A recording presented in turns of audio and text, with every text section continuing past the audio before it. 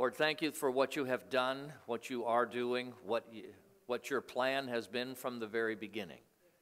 Thank you. So, Lord, we will tell, this is your story. I ask that you would grant me grace to tell your story. This is what you have done. And I commit this to you in Jesus' name. Amen. Last Sunday morning when I began this series, I told the story of how it came to me over a series of events that I won't repeat, how it came to me to do the prophetic history and prophetic calling, the calling that God has on this congregation, New Covenant Fellowship in Knoxville, Tennessee. This is August of 2015, and I'm telling the stories. This is not intended to be a preaching service. This is a storytelling service. And we'll do as many of them from the beginning. We did the first one. We'll be in the very earliest years, still in the first 4 or 5 years. We won't get past that tonight. So I've entitled this, Thank You for Coming, Thank You for Watching This. This will be in our archives. The Prophetic History and Calling of New Covenant Fellowship. This is part 2, given August 2015. There are 3 amazing things that in the very beginning of New Covenant Fellowship that were markers that I believe God did them, though we were ignorant. I think all of us, I don't think there was anybody who was present, even though there were 100, 150 people during the very first early years, not the first service, that none of us, as these things evolved and we experienced them, none of us had an appreciation for what they really meant. But one of the advantages of doing what we're doing at this time in history is we have 34 years that we are now able to look back over what has taken place. And so we've had many opportunities for these ideas, these thoughts to be confirmed or to be shown that they had no validity to them whatsoever. So the 3 things, that it was the beginning. And sometimes we've used the terms the exaggerated prototype. This is what God was showing us from the very beginning, what His intentions were. And last week, the congregation start date, and I recommend you look at the first video, part 1, to gain some kind of an appreciation of the start date, how God picked the very date in which New Covenant started. The second is the property. We're on the land that God picked. We'll tell that story today. And it clearly has the fingerprints, the hand, as much as Jerusalem and the Temple Mount. The scriptures are clear that God said, this is mine, I have picked this. And the whole world is fighting over that. So, not equivalent to that, but in the same dimension that God clearly picked it, this property, God picked this property. And the first building, we're in technically, the room we're sitting in now is the third building. The first building that we built on the property, 50 feet wide, 100 feet long, 2 stories, that very first building, that's how we'll end tonight's storytelling. And it's an incredible ending that all of these 3 say, God, God, God. Many of the stories that I'll tell as the weeks unfold and we go through this will be somewhat about me. And so some people have said, well, all of this is about you. It's a calling that's on you. I'm very thankful that at the very inception, these 3 major ones, they are completely congregational. There's the date the congregation met for the very first time, which was November the 1st, 1981. This property that was bought by the congregation, for the congregation, God providing. The first building, which was built in a large measure by the congregation. And these prophetic signs are so much a part of that it's a congregation calling. So I want to emphasize that maybe too much tonight, that in its beginning, in its inception, it was very much a congregation call. And along the way, God began to give prophetic indication, prophetic symbols, prophetic signs, confirmations, that it was very much a calling in my own life personally to lead a congregation that had this kind of call that we're unfolding. 3 prophetic signs. So we'll do with 2 and 3 tonight. Going to the next slide.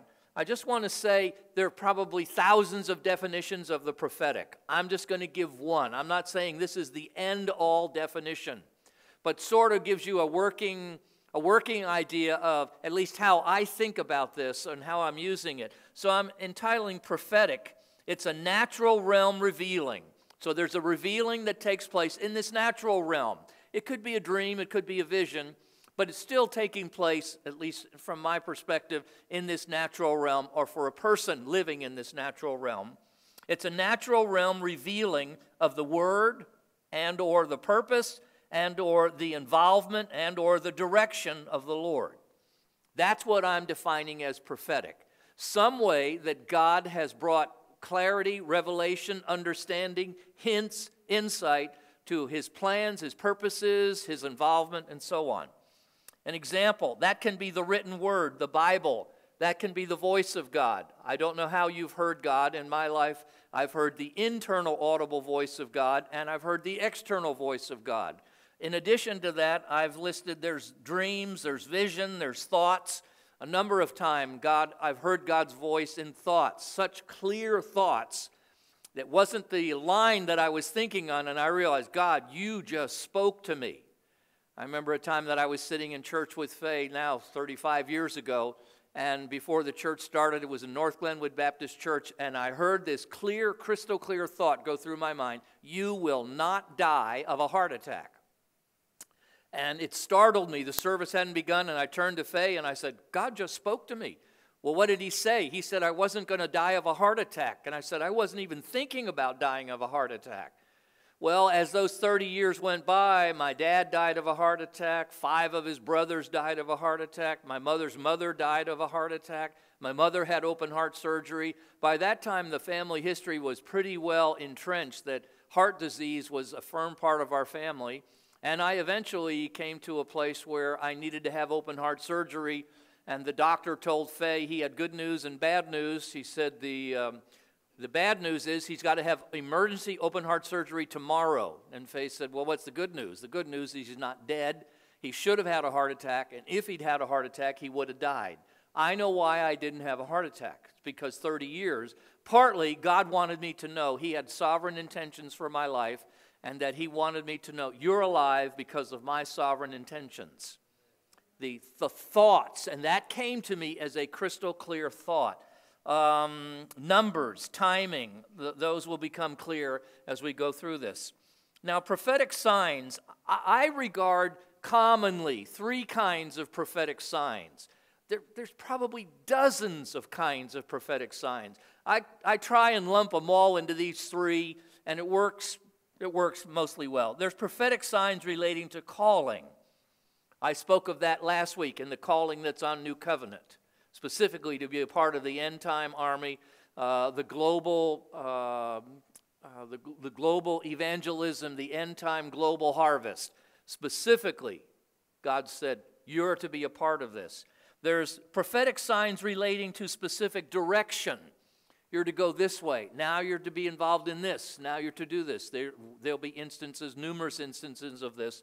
And the one that's the most common to me is prophetic signs relating to confirmation. God confirming something. Because God's chosen it, it's his idea. There are so many of these that have taken place. So in that direction, I want to use a current prophetic confirmation that came from last week. Afterwards, many of you in here know about it, some of you don't. You'd have to look at the video from last week to realize I shared about a vision, an end-time vision that Bob Jones had back in 1979, in which God showed him that he would begin to send out the induction notices to that end-time harvest. He would send them out when postage stamps in America went to 20 cents. We now know, you can just look it out on the web, that happened on November the 1st, 1981, is when the stamps by law went to 20 cents. New Covenant began on November the 1st, 1981. So I shared that story. It's a very encouraging story. The next day, Monday morning, so this was Sunday a week ago, so this is the confirmation, what I'm referring to, a prophetic confirmation. So Monday morning, the next day, I got a text pretty early from a man in the church saying, hey, have you paid attention to the Elijah list? They have just posted the Sands of Time vision of Bob Jones and an accompanying vision that Bonnie Jones, his wife, has posted. It's there today. It's been posted today, Monday, on the Elijah list. Before the day was over, I had multiple people say, are you aware the Elijah list has posted that? Isn't that encouraging? And I thought, 30 years ago, more than 30 years ago, I think 36 years ago, Bob Jones had that vision, 1979. So we're now in 2015. Isn't it amazing that the Elijah list chose to republish that thing? Then, in a little more research, found out, actually, they posted something, because Bob Jones died in February of 2014, that Bonnie Jones had posted earlier this month, actually a week and a half ago. She had reposted Bob's vision, and she had an hourglass vision that involved the sands of time.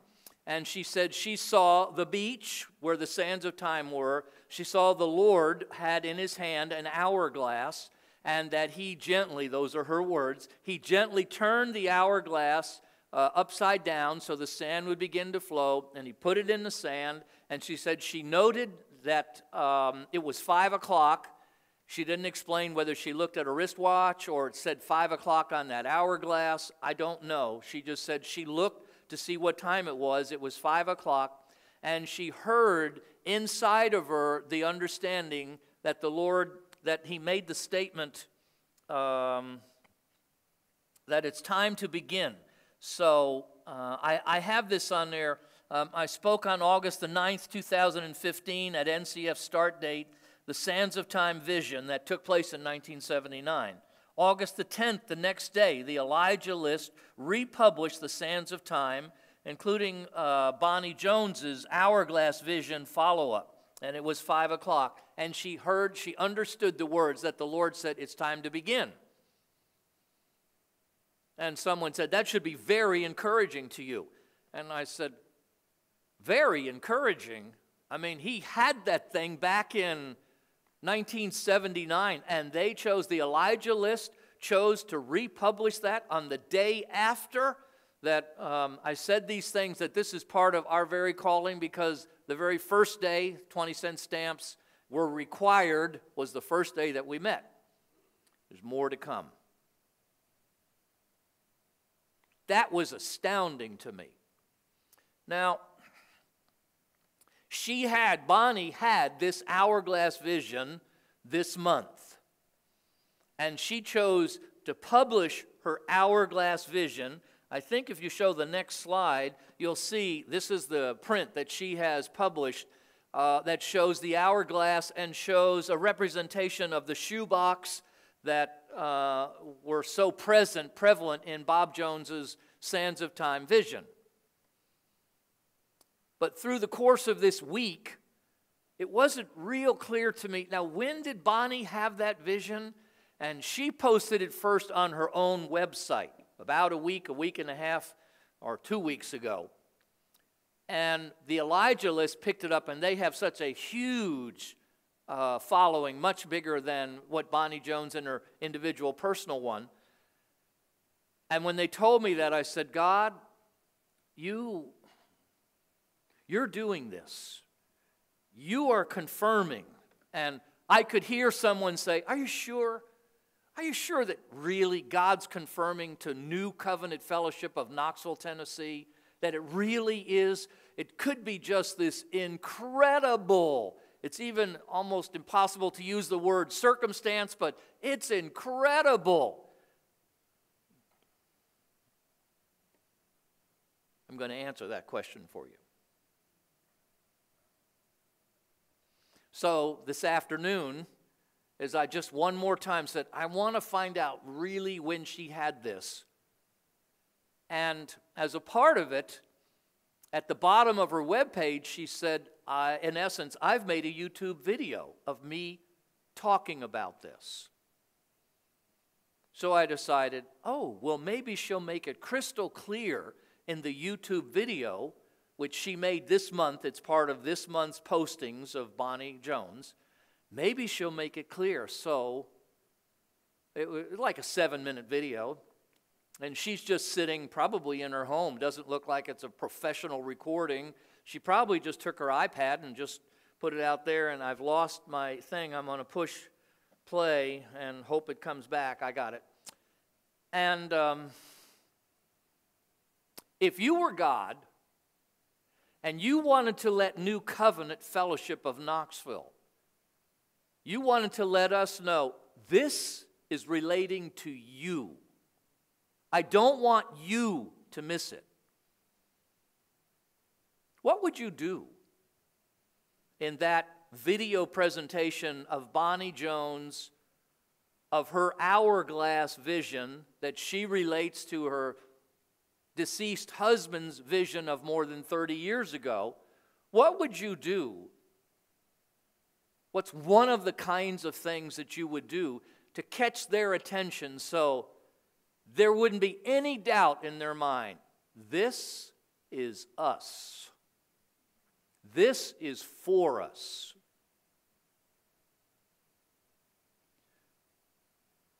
So I've had them cue this thing up to 3 minutes into it to try and shorten the amount of time. So you'll see Bonnie Jones. She's just sitting very comfortably, casually, probably in her home, maybe outside. That's my guess. It's outside. And she's just telling of her hourglass vision and Bob's vision. So we'll watch about a minute to a minute and a half of this. Please? 20 cents. Could you imagine what he would think today? Loud. 49 cents. But, so that was the end of his vision at that point. October 13th, 1981, postage cost 20 cents to mail first class letter. And the Lord spoke to Bob again, and he said that now that anyone that was conceived at this time or 9 months prior that was already in the womb, or those born after that time, that this would be the army of God. This is his army, that they're set aside for him, that they are his, and that nothing that they need will be withheld from them, that they will actually pull down the warehouse of God. So there will be no restrictions, nothing withheld from them. So this was a real timing. They would come into their maturity in 30 years. Did you hear it? That time was October 13th, 2011. Okay, you can turn I'm it off. talking about, from when the postage became 20 cents. Did you hear the train? 4 times.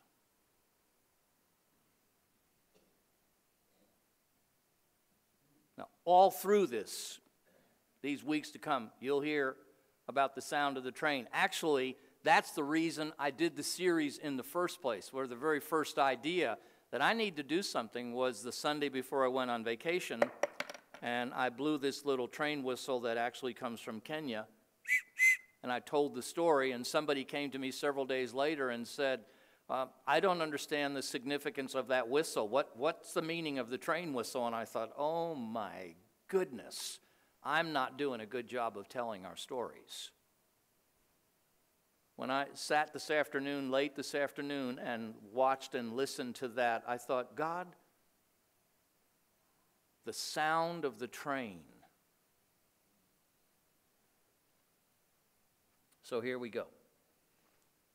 Continuing on. In 1982, we began in 1981. In 1982, LBC, Living Bread Curriculum.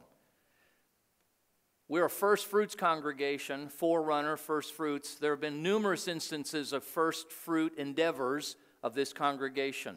One of the clear ones was the one that was headed up by Russ Porcella. It started in 1982. She was the editor. We grew fairly quickly. She led a staff of 25 volunteer workers. Church NCF bought a printing press. We spent $4,000, bought a printing press. I learned how to print. Bob McNeil, we hired, eventually we hired a printer and a maintenance man and then a janitor. And we had another man, Elmer Flaherty, who was our printer for some number of months. And NCF, we supplied over at the end there was 135 churches that we were selling Living Bread curriculum to. It was a 3-year curriculum, and it was for all the elementary grades through 6th grade. And there were no other charismatic Sunday school material that was being printed available in the United States that we knew of.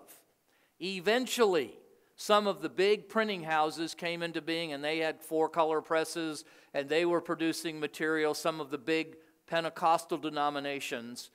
But for several years, in the very beginning part of New Covenant, there was 135 churches, but it was an instance, it was an example of the forerunner calling that's on this congregation. So there should be fruit. Living Bread curriculum was a classic example of some of the early fruit. Thank you for doing that, Faye. The land, the prophetic signed, and it's a discipling point where God was discipling. The purchase of this land. So in 1984, we found 7.7 acres of land. We started looking for land. 1983, we were in a storefront building on Clinton Highway, and we knew this is not going to work long. The man that we were renting from was Johnny Crisp, was a insurance salesman, and had a State Farm office in the other end of the building where we rented one of his buildings, and he eventually loaned us his office. We had Sunday school classes in his office, free of charge. And Johnny Crisp was a very interesting man. He was charging us $800 a month when we first started, and he never did raise the rent on us. And we, on 2 occasions, we went to him and said, we need to raise the rent. And he said, well, I'm content. I said, no, it's not right. Things cost more. This is just not right. So we're going to start paying you more. We did it on 2 different occasions. It was a delightful relationship. He was sorry to see us go, but we just knew this isn't going to work. So we started looking for other buildings, and that was a long journey, and they all turned out disappointing for one reason or another. And then eventually, we found property. Jimmy Hillard and I were out looking for property, and we saw this land. There wasn't a for sale sign. It wasn't for sale. I've put not for sale. Mr. Shipman, the house that's right down here in the front left corner, is the man who owned the property. It wasn't for sale. And so Jim and I, we parked just down the street, and there's a stream that runs over there. And so Jim and I first came on the property, and we jumped across. I'm very analytical, and Jim was very intuitive. So that was an interesting combination, and he jumped across the land. He was a farmer, and he just said, I feel it, Russ. This is the right place. I can just feel it. I said, Jim, we don't even know if it's for sale. What do you mean you feel it? I said, I feel it. I just feel it. This is the right. We don't even know how much land is here. I can't do that, Jim. Well, I'm just telling you, I feel it. This is the place. And he was right. So we began to investigate it. We went to and spoke to Mr. Shipman, found out there was 7.7 acres. And we had a long time of negotiation. And he decided, well, I guess I will sell it. And his original asking price was $77,500. And then we discovered the first acre down there close to the stream at the very front of the property was in the 100-year flood zone, meaning every 100 years you're liable to have one flood that the flood waters would back up that far. And so we told him about that, and he said, well, okay, I'll reduce the price to $70,000. So we thought that was a good deal. We finally agreed to pay $70,000. We had $3,000 saved up for a down payment, and we drew up terms that we would have 6 months to pay. We started in September of 1984, and I announced to the congregation that I didn't believe that a congregation should start on borrowed money. I said, I'm not speaking for any other church in Knoxville or in the world. I'm not saying you can find that in the Bible. I just don't believe that God is going to call a people and provide land, and they have to borrow money to purchase that land. So we'll agree that we will come up with that. We gave $3,000 down, so $67,000. We'll come up with that $67,000 in 6 months. And if we don't come up with it in 6 months, we'll lose the property. There were people at New Covenant at that time that they weren't wild about that. You know, that just wasn't good news to them. And in my own life, God had been leading Faye and I in terms of we were building a house, had built a house, did it on a cash basis. And he was teaching us in our own personal life, I can provide. So I just said, okay, what he's teaching me in my personal life, I'm going to apply. That's how I'm going to pastor. So we did it. And we ran for the wall in faith. And I mean by that, that was a phrase that we would say at that time. We're running for the wall. We had some markers that let us know where we were. I'll show you that in a moment. And we just said, we're going to have our heads down and we're going to be running as hard as we can. And when we get to that wall, the 6 months, the end of 6 months, if we don't have all the cash in hand, we're going to run slam into that wall. And we will have tried. And if the $70,000 is in, which is actually we needed $77,000 because we gave a tithe on all the stuff that came into the building and those kinds of things, the congregation, we'd give a tenth of it. So we had to raise $70,000 plus another tenth. So we really were raising $77,000. You'll see $777.78. That's how much we really had to raise in order to have $70,000 cash. So we ran for the wall. And we reached it, March the 10th, 1985, we reached it. Next slide is, you'll see two images. There's a black circle on the left, and there's it's not a triangle, but a representation of the property. And so we drew a series of 70 slots, and where that red band is, and every time we got $1,000 in toward the property, we would fill in one of those red slots. And that black pie looking thing, we turned that into the number of weeks. We had lines for each week because we had 6 months, so we put in there the number of weeks. That's the number of little pieces. And every time a week would pass, we would color in a little more of the black. So every time you came into the building on Sunday or during the middle of the week, because we'd update it on Monday or Tuesday, that you would see, okay, where are we in terms of the red line marching around the property? When we raised all the money, the red would completely uncover the property because each one represented $1,000. But again, realizing we really needed $77,000. And you'd see, you know, and so we had some people who came in, and that black circle was almost so oppressive to them, especially when it's, we're not going to borrow money. We're not going to do it. We're going to build this. We're going to buy this property cash. Not going to start on borrowed money. I would say, if we have to borrow money, it's my opinion, it was not God's will. I'm not speaking for anybody else or any other church. They will have to have peace. They have to do it the way God shows them to do it. So we were just a few weeks away.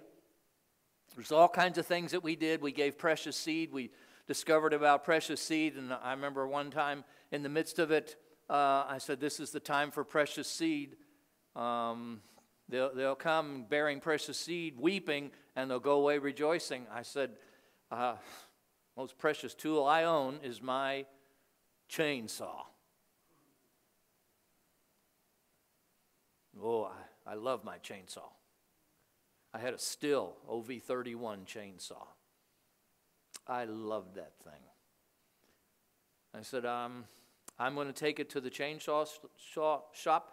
I'm going to tell them to fix it up like it was brand new, and then I'm going to sell it.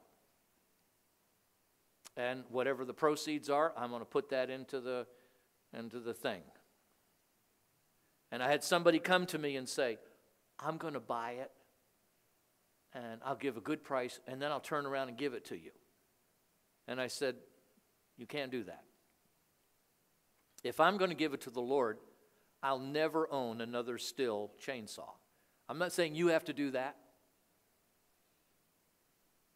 I'll never own another one. Why? I own a Husqvarna. I'll never have, and I love the Stihl. I didn't want any other kind of saw. But I gave that to the Lord. So various people, nice time for the sound of the train. So various people gave some very precious things. And not long after that, that's where it stopped, right there. The service in which the people came in, and saw that the red was all the way around. Larry King walked up to the black circle and turned it around. He just said, I can't stand staring at that black thing that was so oppressive to him. And it was declaring the time is winning. And it was a delightful time. We paid cash for the property.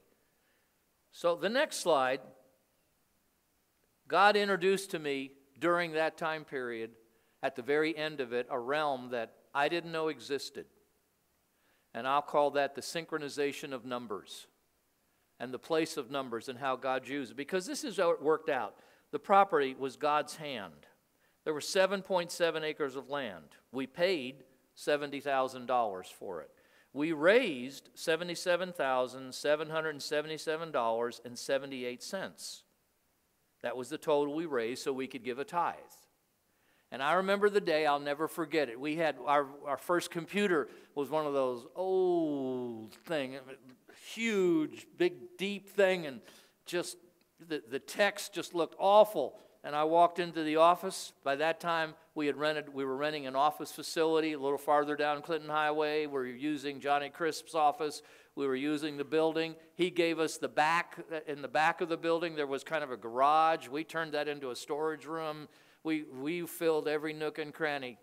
And I walked into the office, and Vicki said, do you know how many giving units there were, that people or families that God gave through to pay for this? I said, nope, I don't have a clue.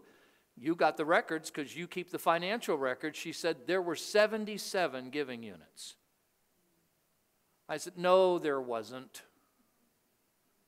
You're wrong. She said, no, I've checked it. The computer, the computer's always right? The computer verifies that there were 77 units. I said, Vicki, that's impossible. Because there were 7.7 acres of land that we paid $70,000 for, and we raised $77,000 plus. And now you're telling me there was 77 giving units? And I came away and I said, that's the hand of God. I'd never even heard of that kind of synchronization. That is what started me down the path that I've spent a lot of time in these 34 years. Numbers, synchronization, they have meaning. They're indicators. It was such a confirmation that God said, this is my land. I have picked this. It has my handprint on it. I don't want you ever to forget that. It's not yours, it's mine. I picked it. I picked the start date that you started, and I told that story in part 1. Because I believe God never wanted us to forget it. I picked it. Now He's given us a confirmation of that that's just over the top, which you heard just a few minutes ago. Speaking our language. God spoke in our language. And now here we are. It was an introduction into God's use of numbers. And the next is the picture of the pillar on the front entrance island. I wanted us to build a pillar that had 77 stones in it because it was indicative that God used 77 giving units, families or individuals. And if a family gave multiple times, we just counted them as one giving unit. If they gave only one time, we counted them as a giving unit. If we had a visitor that gave one time, we counted them as a giving unit. So if we had a family that gave every week to the building fund, we counted them as one giving unit, just to be clear. Vicki did it. Vicki was very good with numbers. Very accomplished. So we wanted to build a pillar. I desired, let's build a pillar just like the children of Israel, when they crossed over into the promised land, they built 2 pillars, one in the middle of the Jordan, right down underneath. And they built one on the other side, the side that they were moving to, because they wanted to be a marker, a testimony to their children forever, that the Lord does this. This is the Lord's provision. So I want us to build a pillar. The first service that we had, which was in the other part, when we actually came onto the property, it took us many, many months, maybe several years to get the pillar done, to get the entrance done, the asphalt, get all that done. The first service that we had in the building, I had everybody write on a piece of paper, this is what I did to make this come to pass. I gave, I labored, I swung a hammer, I cut down trees, I provided food, I swept, whatever. Write it down on a piece of paper, put it in an envelope, seal it up, and give it to God. It's not for anybody else to read. No one else will ever read it. This is what you're just saying. I did this, but I did this for you. And I said, we're going to collect all these up. We're going to build a pillar out here, and we're going to wrap them in plastic, and we're going to bury it in the middle of that pillar. And we want it to be a forever declaration that, God, you provided this land. This is your land. It's not ours. Your hand is on it. In that fashion, we can't do just what we want to do. We need to do what you want us to do on your land. That's what it meant. It's along the way, at a time period when we were being ferociously challenged in what God wanted. There was a semi that backed over that island, that pillar, and knocked it down completely. So the one that's out there right now, we said no. God, our intention is to honor you. And so we want there to be a declaration there that you're the one who gave us this land. It's your land. So that pillar out there has 77 stones. It doesn't have those envelopes. And it's a declaration that this is God's land, that when we came into being, He picked the date. And that was the first date that He said through Bob Jones that He was releasing the induction notices to the end-time army of God. The very first time, November the 1st, 1981.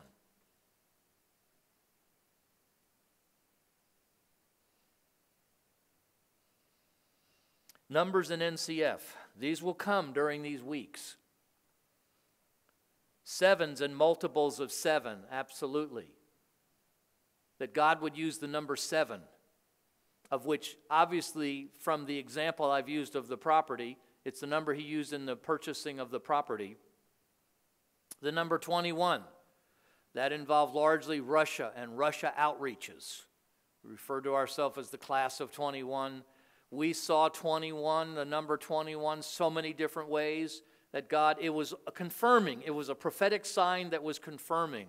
But after the property, and after I saw that kind of stacking, confirmation of numbers, to me it was so indicative. Okay, God's giving us just a little tiny wink. I used to refer to it as an eyelash wink. Just the tiniest wink to let us know, I'm involved. I know where you are. I know what numbers are important to you. I'm just letting you know. Are you paying attention? Are you noticing it? 70707. It's a delightful story when we get there. The number 56. What a huge number. That's the current number. Oh my goodness, those stories are several weeks away. What phenomenal stories they are. I love telling those stories. The number 56 so many times. God confirming His call, pointing out, here's the way you ought to go. 112, which is a multiple of 56, and part of the Israel outreach, such a key number. So through that, through the purchase of the land, through seeing when it was all done, so it was like it was confirmation, it was looking back. Yep, we heard God, and He moved, and so here we are. God, what do you want us to do? We didn't know at that point in time, I certainly didn't, that we had been called from day one into the end-time global army of God. So, there's one more piece in the very beginning part.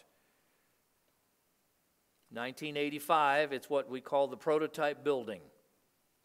We built the first building in 1985. We paid off the land in 1984. We started in the fall of 1984 to pay off the $70,000. 1985 in the spring, we reached it.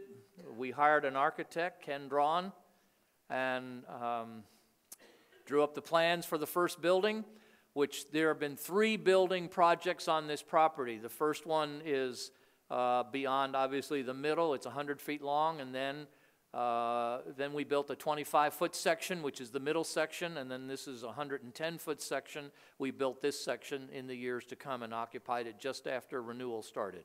Those stories will come. But the first building, he put his marker, as far as I'm concerned, and confirmed it today, again, that his end-time intentions for this congregation. He picked the land. Faye and I, as we were thinking about starting New Covenant, and as we were in that 6-month time period that you'll understand if you watch the first tape, we were convinced that where God had picked is just on the other side of I-75. There was a car lot that used to be up there that had a fire, and it burned, and for years they just left it unattended to. We were convinced that's where it was going to be. It was going to be on Callahan, and it was going to be right beside the interstate. It was a perfect location for a local church, and the building, you know, is going to have to be renovated because it was fire damaged, got involved in lawsuits and all that. We were convinced that's where it's going to be. Not start, because we knew we have to start in a storefront. Not start, but that's where it was going to be. It's not where it ended up to be. We were close. We weren't right, but we were close. And it was time to build the building. So what we decided to do is we would borrow $200,000 from First Tennessee up in Jefferson City area, White Pine, in a First Tennessee bank up in White Pine. We would borrow $200,000. During the process of building the building and paying off that $200,000, we would raise an additional $50,000. And so we had groundbreaking for the building, went through the architect, got prints, the money, and everything. And on September the 1st, 1985, that was a Sunday, that was our first formal service. By now, at least I have learned, pay attention to numbers, pay attention to dates, count. Because God counts. I mean, he started mathematics and calculus and trigonometry and what have you. He gave that capacity to mankind. He's quite a mathematician. So I probably ought to count. So we do a lot of counting. Most of it, in our experience, has been prophetic confirmations that we've discovered looking back. That's how we have largely used it. It's been so confirming to realize, yep, that's another road marker that we passed and we're on the way. So, groundbreaking started September the 1st, 1985. We started construction on Thursday of that week. Though formally, when you break ground is when you begin a building. So the congregation gathered and did the shoveling, broke ground. Construction. We had spoken to a contractor before we began, and he said, yeah, I'll build it for you. Not the whole thing, just that first edition, first building. I'll build it for you. It costs $400,000, and the top floor will be finished. The downstairs won't be finished at all. It'll just be one big empty room. We thought, wow, I think we can do better than that. And I remember Dave and I had a conversation before we actually started the building up in this upper parking lot with one of the possible contractors. And Dave told him, this was in 1985, so this was in the summer. This was before we actually broke ground and started. And Dave told him, we're going to be in the building before the end of the year. And this was his quote. He said, quote, anybody can live in a barn. And he meant by that, you might be able to build a barn. You're not going to move into a finished building. Not in that time period. I had a long phone conversation with Dave Tomlanovich, longtime member of our congregation who oversaw the building of that building eventually. We started with a contractor and then we assumed the responsibility to complete the building, starting with the roof, putting the roof on. And the word Dave said over and over and over, we had so much favor. There was favor.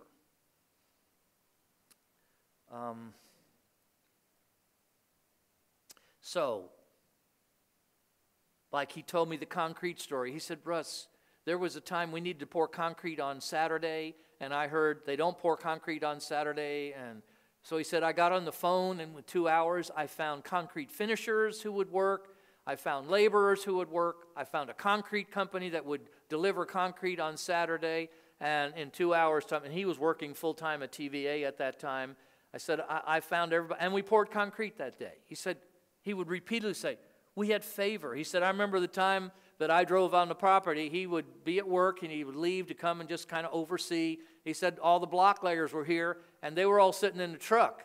And Dave said, what's going on? Well, the forecast is for rain. Dave said, get out of the truck and go lay block. He said they got out of the truck, they laid block and made progress. He said utilities, they'd talk to plumbers, they'd come when we wanted them. Electricians, when we asked for them to come, they would come. He said, we had such favor. There was such favor. TVA, he worked for TVA. He told TVA, hey, you know, I'm overseeing building a church project for the church that I go to, and I got to go sometimes 2 and 3 times a day to drive to the property and just kind of oversee, and then I'll come back. Will that be okay? Dave told me. They said, okay. When favor is on you, stuff that just doesn't happen, happens. People worked, Dave said, the people worked day after day, hours. They'd work their jobs. They'd come and work 2, 3, 4 hours at night. He said, we had hired an initial contractor who was going to, we thought, carry the building through the roof, meaning putting all the roof trusses. Those are pretty hefty roof trusses on our building, that steepness of the roof. And we saw things were going so slow, we would never make the deadline. Never would we be in by the end of the year. And so we made a decision as a congregation, we're going to make an arrangement with our contractor was J.D. Smith. We're going to make an arrangement with him that we'll take over once the walls are up and the concrete, the floor, the upper floor and the lower floor are done. We'll put the roof on. We'll finish the building. We'll build all the walls. We'll do all the sheetrock. We'll contract all the plumbing and electrical for the whole building. And J.D. had this, he told Dave, they won't keep this up. He was watching the busy bees that were at the thing. They won't keep this up. He just volunteer labor. This won't happen. Construction ended on December 28th, that's a Saturday, 1985.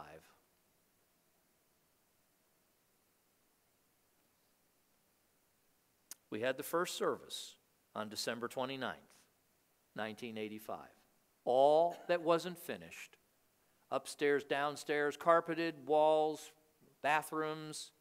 The only thing we didn't have done, building permits, occupancy permits, is we didn't have the, whatever you call in a window, that bottom oak sill. We didn't have the sills in. Other than that, the building was finished. It wasn't a barn. First service was December 29th, 1985. The time from groundbreaking until we occupied was 120 days. Well, now that's an interesting number.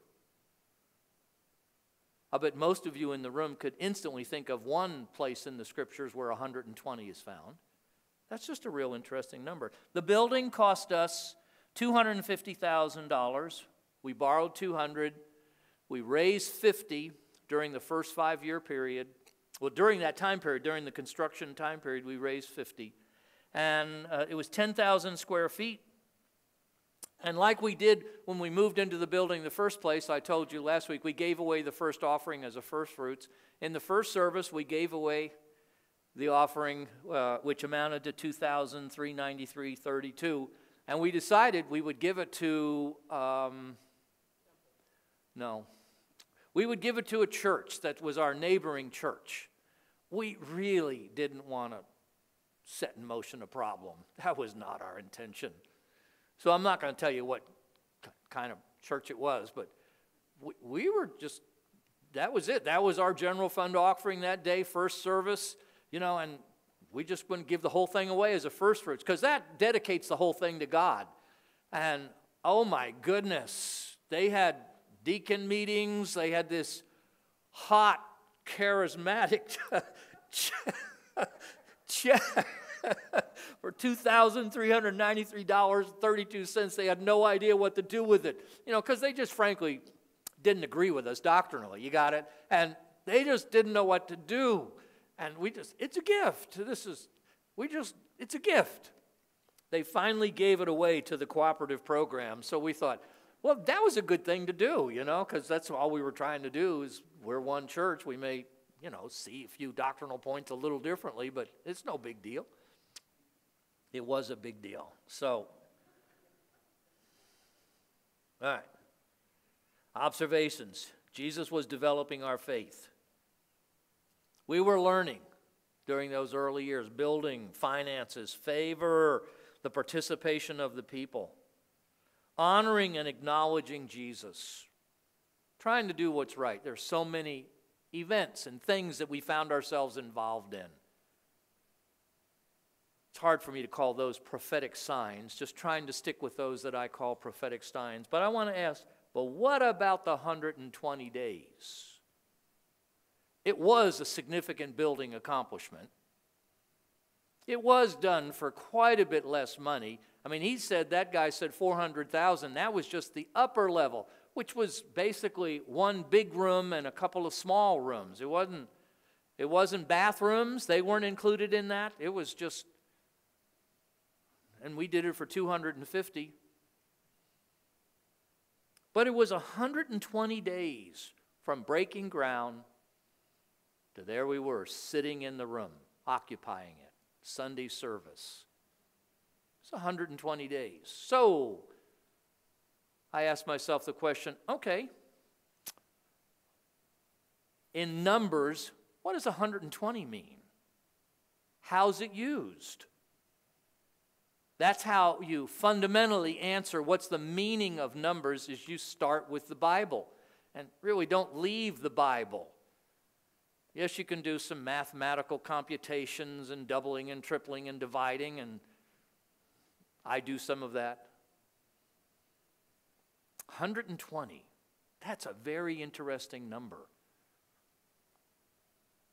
We were told it would never take place. I explained there had to be so much favor, so much for us to be a people who experience that. It was a lot of work.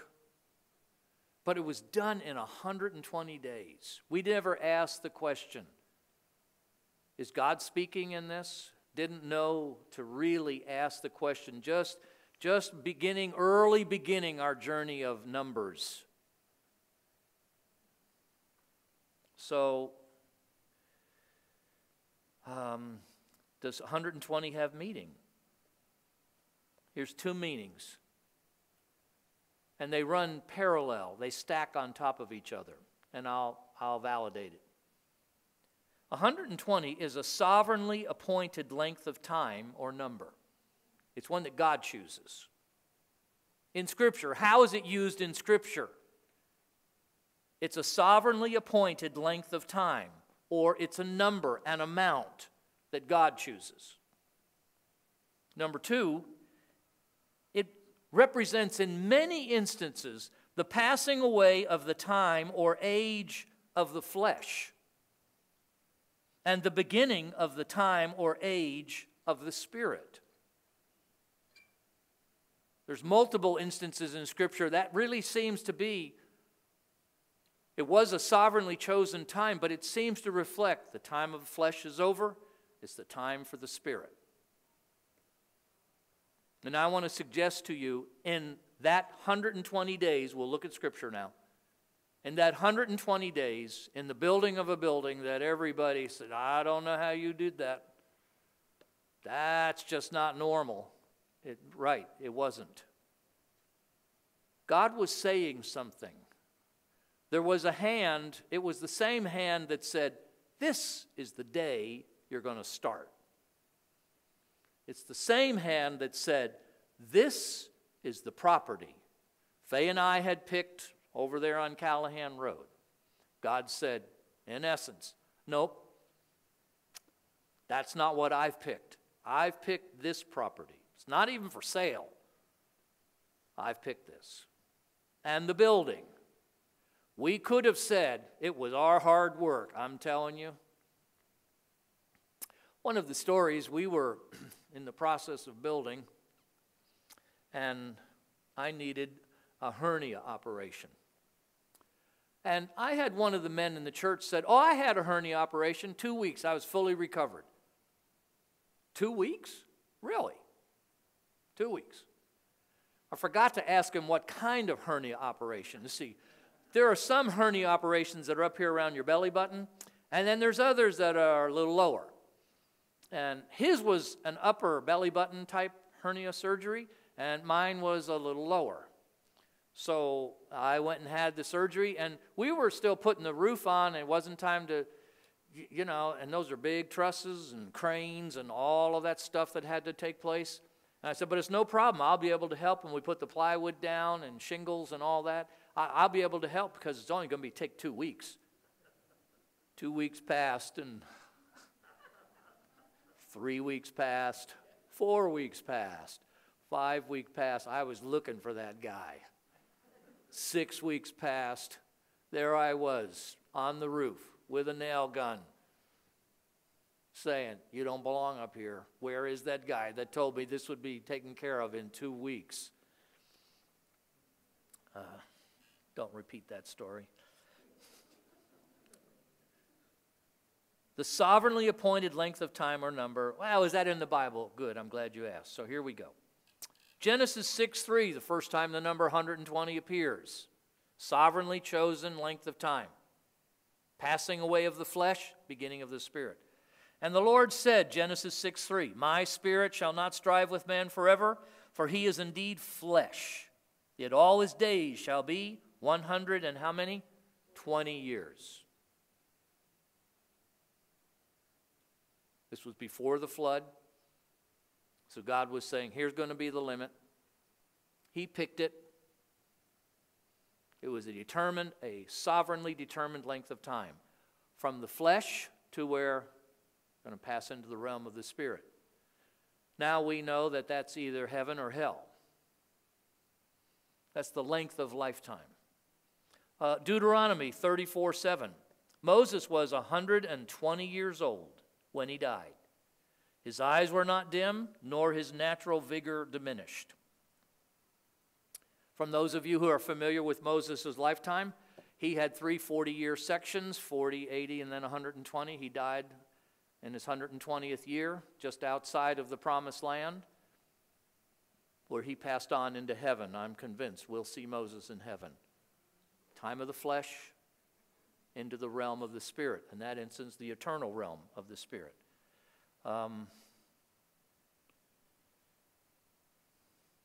2 Chronicles 5:12.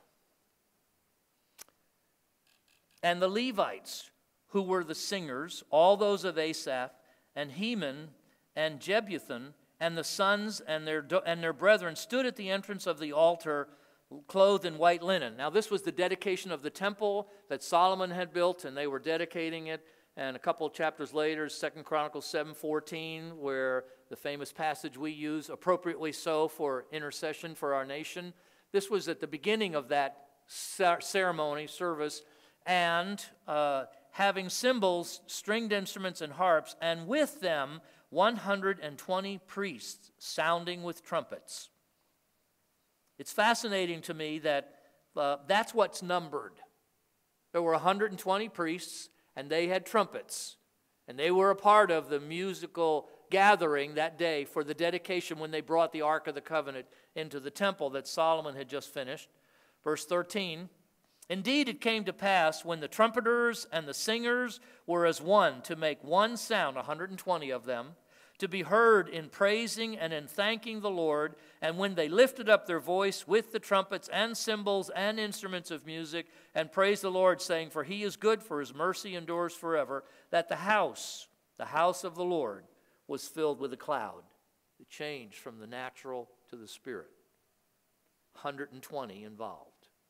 Priests sounding trumpets. Verse 14. So all the priests could not continue ministering because of the cloud, for the glory of the Lord filled the house of God. Yes, I do believe God's intention for this to be a place where his glory, the glory cloud of God, fills it. We've already had to have the fire department come out recently because the fire alarm kept going off. This is in the last 4 weeks. And they determined that the problem is the smoke alarms keep getting triggered because there are people, a number of people, who are smelling smoke in the building. We know what it is.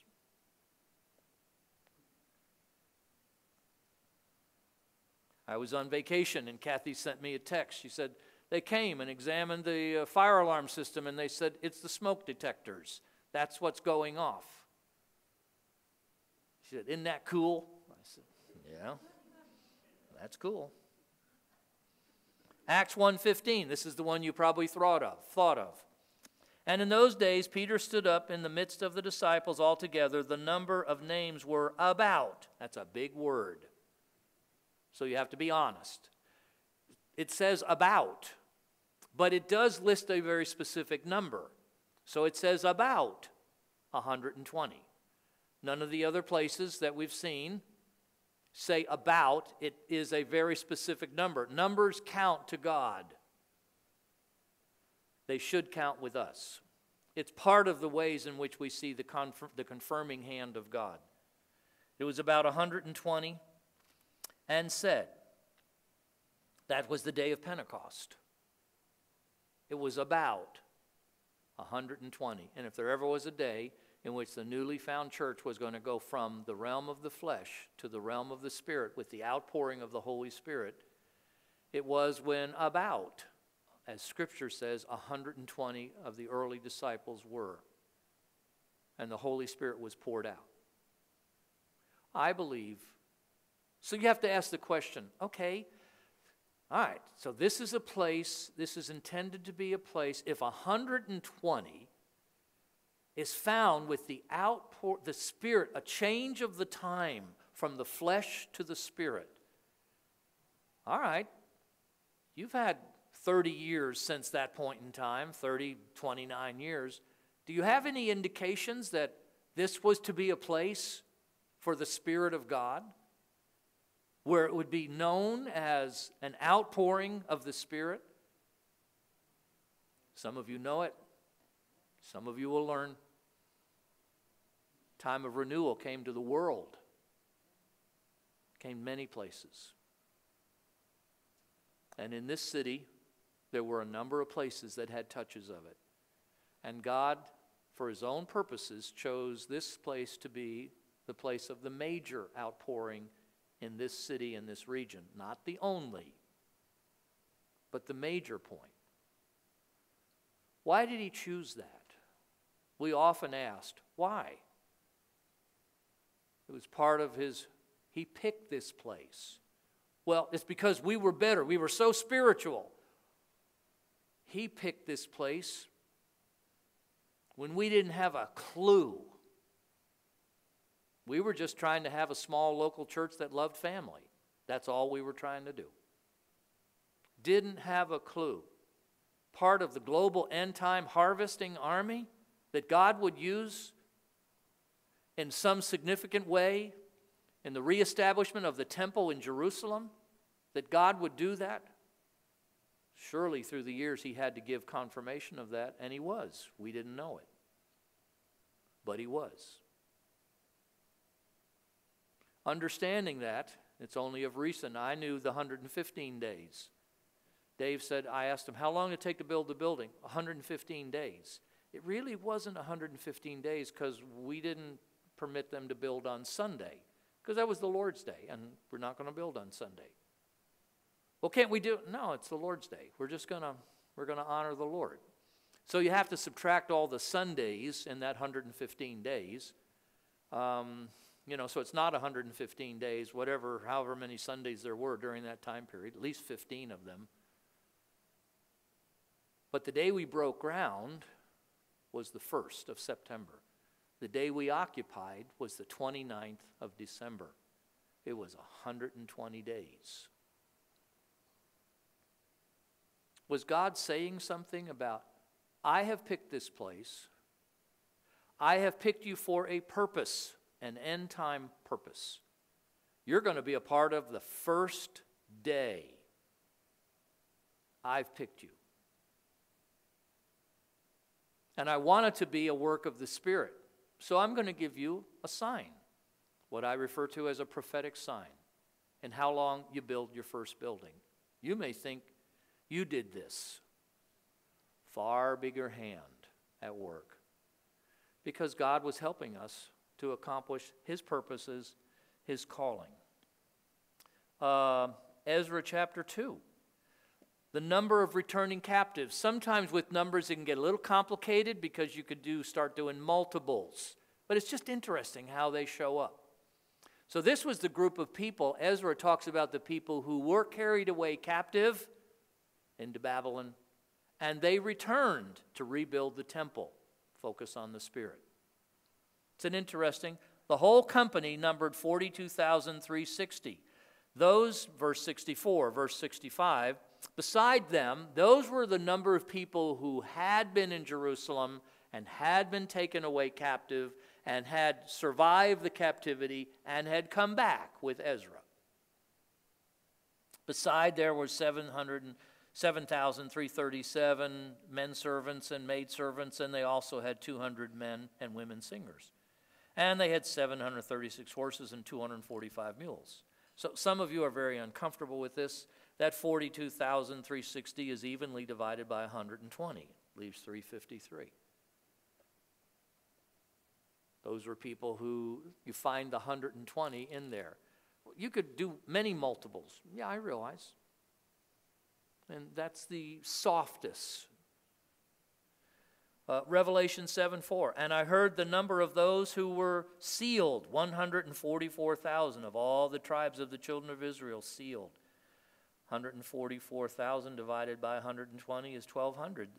And from each of the tribes of Judah, the tribe of Judah, there was 12,000 sealed. And from the tribe of Reuben were 12,000 sealed. Of the tribe of Gad were 12,000. Each of the 12 tribes had 12,000. That's where the 144,000 yet to come. 120 is buried in that number. What a time of going from the flesh to the Spirit. So I believe it's the last slide. 3 amazing beginning aspects. It was the start date, the congregation start date. November the 1st, 1981. God picked it. It was the purchase of the property. We bought 7.7 acres, paid $70,000 for it, raised $77,777.78. And we did that in less than 6 months, and we did it through 77 giving units. If I had to do it again manipulatively, I would say we had 7 months to raise the money, but I didn't understand what we were about to find. And the building, God built these buildings. That first building, the exaggerated prototype, He was saying, this is to be a place of the Spirit. Not a place of the flesh, but a place of the Spirit. He marked the highway for us in our earliest days. This is what I've called you to. Would you join us in the journey? This is congregation call. Yes, He had some very clear prophetic signs that said to me, you personally are called to be at least one of the leaders, if not to lead it. You personally are called. But before that was anywhere beginning to be revealed to me, these things took place in our first 4 or 5 years. We were only 2 months in 1981. We were in the building in 85. Technically, 4 years and 2 months. God set these things in motion. We're a people who have been called to build in the Spirit. What are we building? What God calls us to build. We're to be a place where the presence of God comes, the Spirit of God is. We have so many markers and so many of the things that are yet to come. There's so many confirmations that, yes, this is what God's called you to do. Because we have the benefit of 34 years looking back and seeing, this is what I've called you to. Would you join us in building in the Spirit? We're in a very unique time period. First time I've told the prophetic story. Certainly has been confirmed in my eyes through the train in the background of Bonnie Jones telling the story. This is the right time. Will you join us? We have two significant time periods of building in the Spirit. Those are Sunday morning, 9:30 to 10:15. Sunday evenings, we have prayer in the Spirit. During these time periods, I am saying we're going to change from the 9 o'clock to 10 o'clock. It's going to be at the conclusion. This has gone a little longer than I intended. I intended to start. We were 5 minutes late getting started, so I technically have been 5 minutes over, 10 minutes over. And we're praying in the Spirit over these things, taking some of these thoughts, ideas, and thanking God. Because God did this. It wasn't our planning. It wasn't our vision. God did this. He was saying, this is what I'm going to do. You want to join me? I'm going to do this. And He has been about doing it. But we're at a very pivotal time where I sense the whole globe is trembling.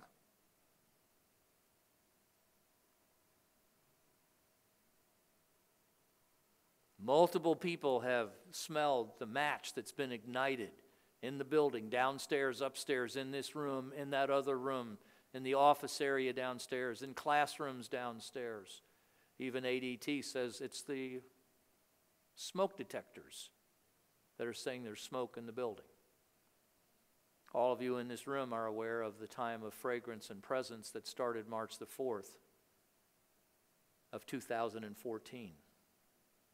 That connects with so many things, but that's another night.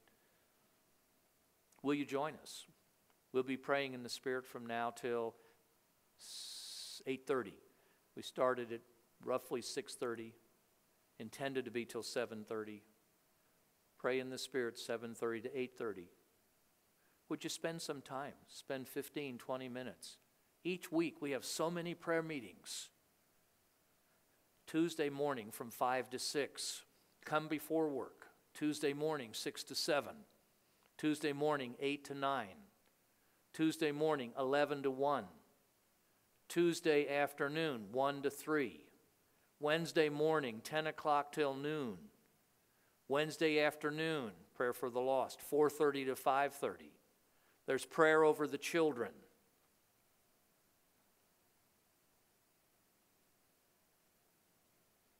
Sunday morning, Sunday night. A lot of it is praying in the Spirit. Those stories are yet to come.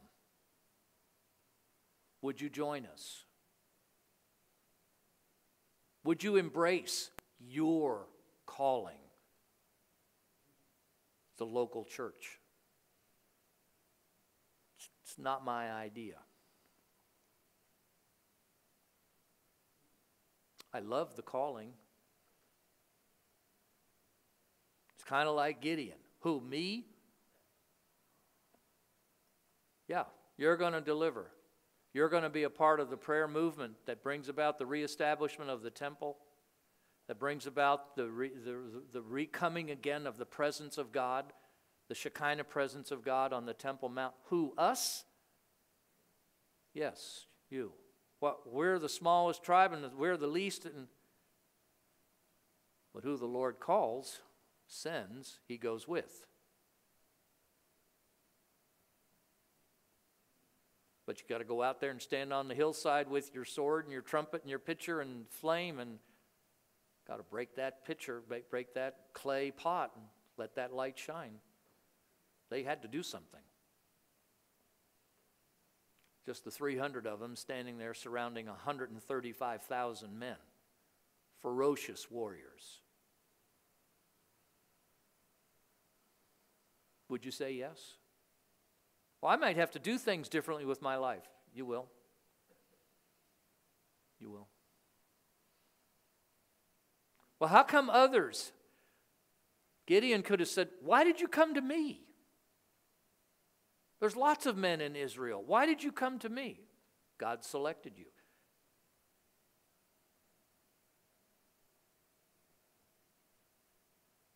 And then you can say, well, why did he select us? Just don't do that.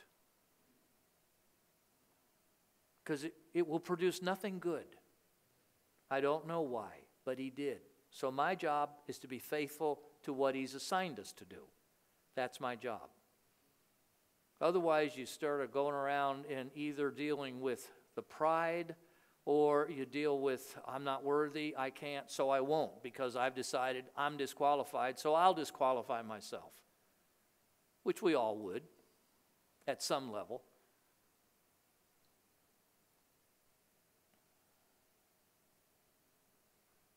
I don't know how God could scream more at us. This is about you, New Covenant, than that Bonnie Jones retelling the Sand of Time vision. How current can they get? This month, and in the background is the sound of the train. I don't know how God could do it. I mean, you rarely get stuff that obvious. Now, when you do, you better do it. You rarely will get stuff that clear. And we have. And that's current. Well, is it still on? I mean, that was 34 years ago. That's in August. She posted that stuff in August of this year. This August. That's pretty current.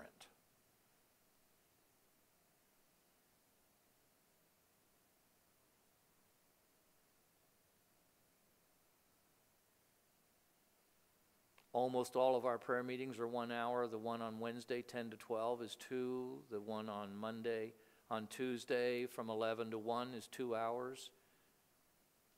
There's Circles of Love that prays about 2 hours on Tuesday afternoon. Most of them are 1 hour. I believe that before we finish this, there'll be a lot. We've been working hard over this past year preparing the building for people. We still have a few things that need to be done.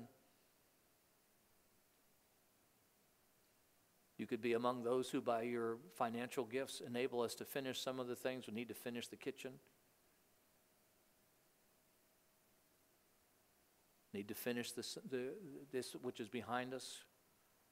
There's several small projects that we need to finish, and then we need to move into what are we going to do with the building and the sanctuary and making more room for people. What are we going to do? We can start.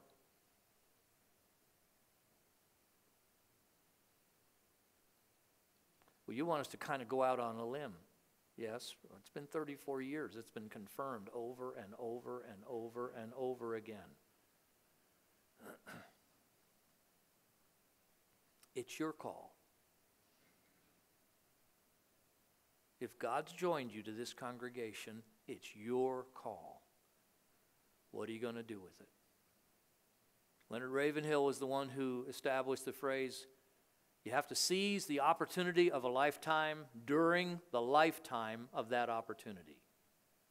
We're in a special season of it, of trumpeting the prophetic history and calling. It's a special season. So confirmed. We're in the lifetime of the opportunity. It's still on. Even though I'm talking about things today that were 26, 30 years ago. It's still on. Thank you for coming. Thank you for watching this, taking the time to watch this. Lord, thank you for what you've done. In Jesus' name. And everybody said, amen.